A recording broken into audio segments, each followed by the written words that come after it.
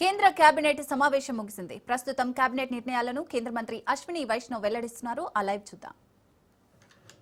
Basically देखो MSP है, MSP के बाद में प्रोक्योरमेंट का जो प्रोसेस है, प्रोक्योरमेंट का प्रोसेस है बेसिकली नेफेड और किसके साथ और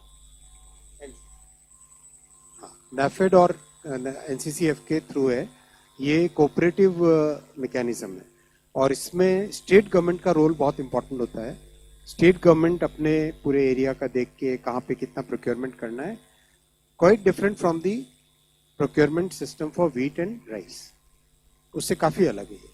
तो इसमें जो दो बड़े फैसले लिए गए आज, 100% एश्योर्ड प्रोक्योरमेंट, ये जो आप 5th पॉइंट देख रहे हो, और इससे पहले पीएम आशा में 60,000 crore rupees extra outlay for PM Asha guarantee.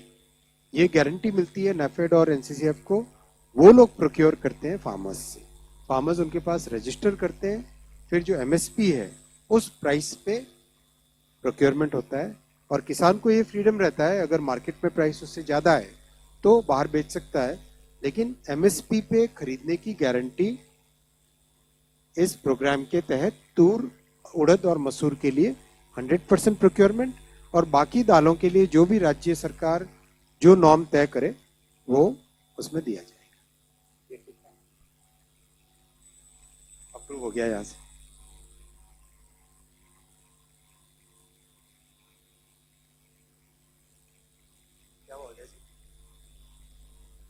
I'm sorry. Our next is Brahm Prakash 2. Hi, good afternoon, sir. Ashwat Kumar from CNBC TV18.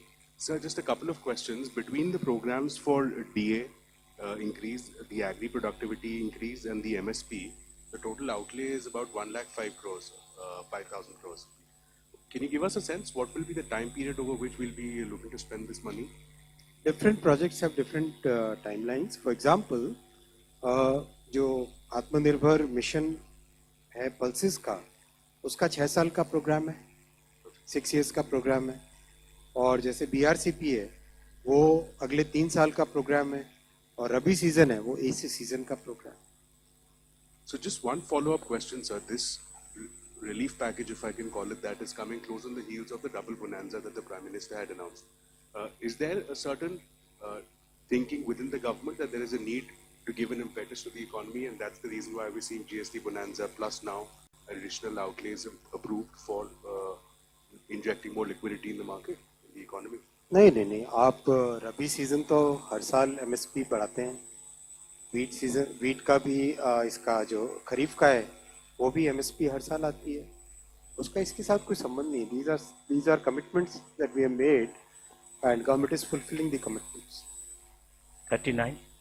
Sir, Tarun Sharma from Zee business. Sir, आपने ये डेटा तो दिया कि पिछले साल से इस साल के मुकाबले एमएसपी में कितना प्राइस इंक्रीज हुआ है, तो वो सर तकरीबन 4% से लेकर 10% तक है. सर, ये हमें कॉस्ट का डेटा भी मिल पाएगा कि पिछले साल से दिया ना आपको, ये दीजिए कॉस्ट का डेटा. ये जो फर्स्ट कॉलम है ये वाला, ये कॉस्ट है, एस्टिमेटेड कॉस्ट. ये सेकंड कॉलम है price, and this is the margin which is over and above the cost. For example,